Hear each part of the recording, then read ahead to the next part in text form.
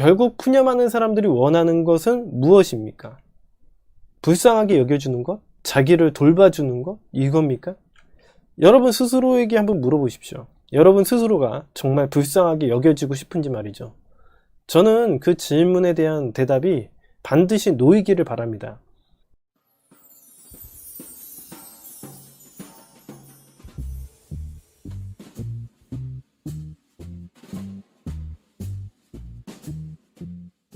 먼저 불평이라는 것에 대해서 알아보도록 하겠습니다. 불평이라는 것은 과연 무엇인가? 나 불쌍하지? 누가 날 좀 봐줘, 이렇게 얘기를 큰 소리로 떠드는 행동을 갖다가 불평이라고 합니다.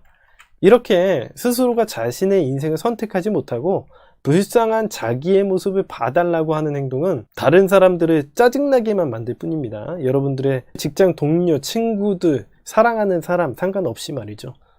여러분들 친구들한테 계속 나 힘들어, 불쌍하지, 나 이렇게 당했어, 이렇게 주장을 하잖아요. 그러면 상대방이 처음엔 들어주다가 나중엔 짜증 냈을 겁니다.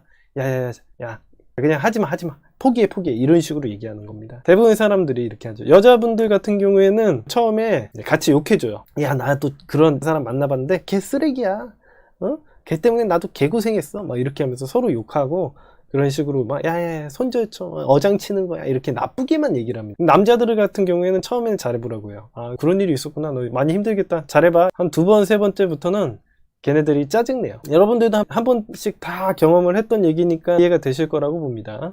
제가 이기주의와 이타주의 강의에서 이야기를 해드렸다시피 여러분들의 밥그릇에 있는 에너지를 비워가며, 즉 헌신적인 사랑, 이런 게 뭐 진정한 사랑이라고 착각해서 여러분들이 희생해 가면서 좋아하는 사람들에게 퍼주기식의 연애를 하는 사람들은 퍼주기식의 인생을 살아가는 착한 사람 컴플렉스라고 해요. 그런 착한 사람들은 푸념을 하게 될 가능성이 100%입니다. 왜냐하면 자기를 희생하면서까지 에너지를 다 퍼줬단 말이죠. 그러고 나서 나 이렇게 힘들게 너네들한테 베풀었었잖아, 이제 너네들도 나한테 돌려줘야 되는 거 아니야?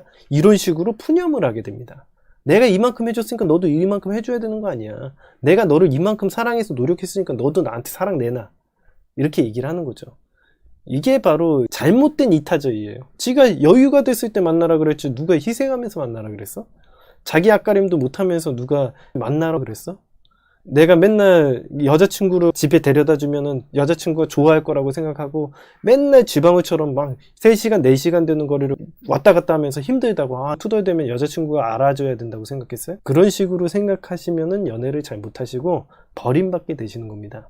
누구도 자신을 희생해 가면서 연애를 하라고 하지 않아요. 여러분들이 제일 사랑하는 그 당사자들도, 희생을 받는 사람들도 그렇게 하기를 원하지 않아요. 왜냐면 굉장히 불편한 일이거든.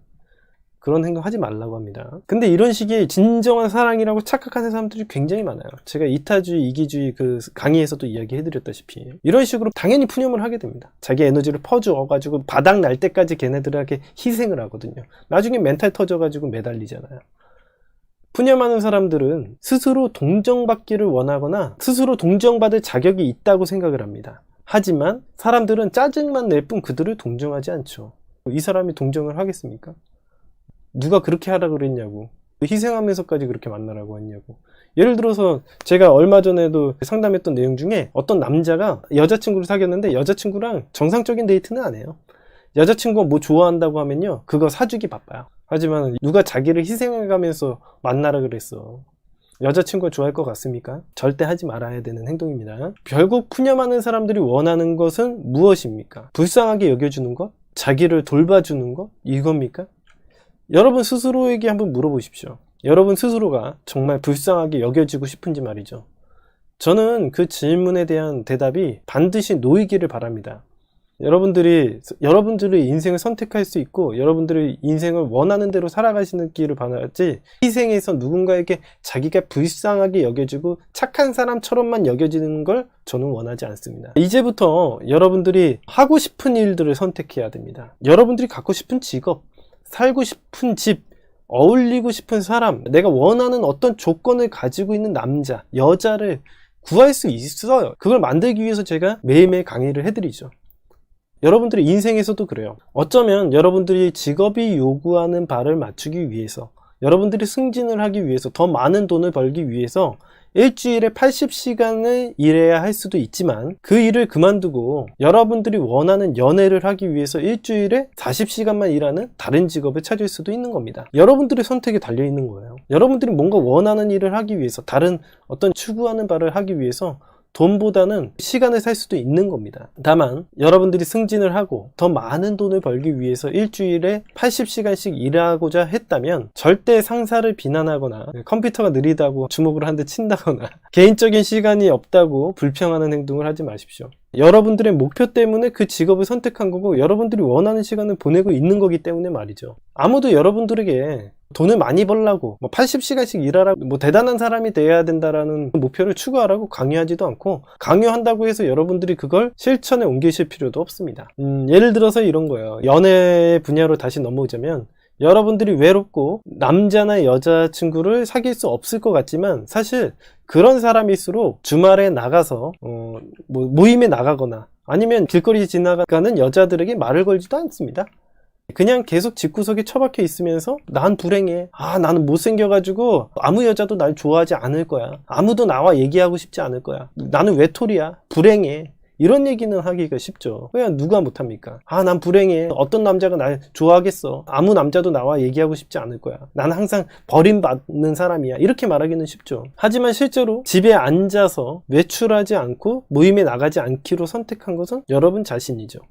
새로운 사람들을 만나는 대신에 소심하고 수줍은 채로 남아있기를 선택한 것은 여러분 스스로입니다. 이 불평하는 일은 자기 자신뿐만 아니라 남들에게도 원망을 불러일으키는 행동입니다. 이제부터는 불평은 그만두고 스스로가 삶에서 어떤 일에 선택을 할지, 어떤 일에 참여를 할지, 어떤 것을 할 수 있을지에 대해서 깨닫고 노력하십시오. 선택할 수 있습니다. 그리고 한 가지 추가적으로 더, 여자분들 같은 경우 한 가지 질문을 하실 수 있는 게 뭐냐면, 나는 관리받고 싶은 욕구가 있는데 이걸 어떻게 처리를 해야 되냐, 이렇게 얘기하시는 분들도 있어요. 이게 푸념하기 악습에서처럼 하셔도 상관은 없거든요. 근데 여러분 스스로가 한번 휴식을 취해보는 게 방법이에요. 남자분들이나 여자분들이나 다 똑같습니다. 자기가 불안정한 상태에서 어떤 선택을 하는 거는 나쁜 선택이 될 수 있거든요.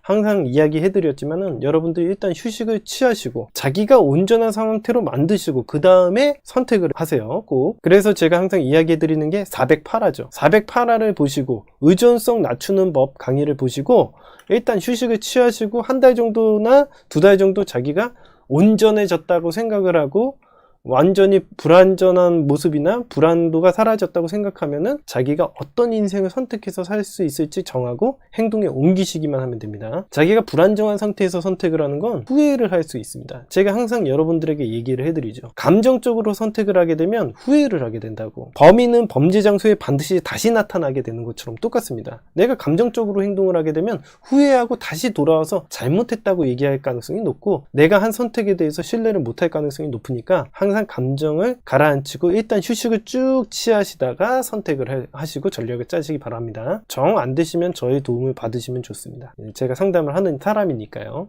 오늘 강의는 여기까지 하도록 하겠습니다.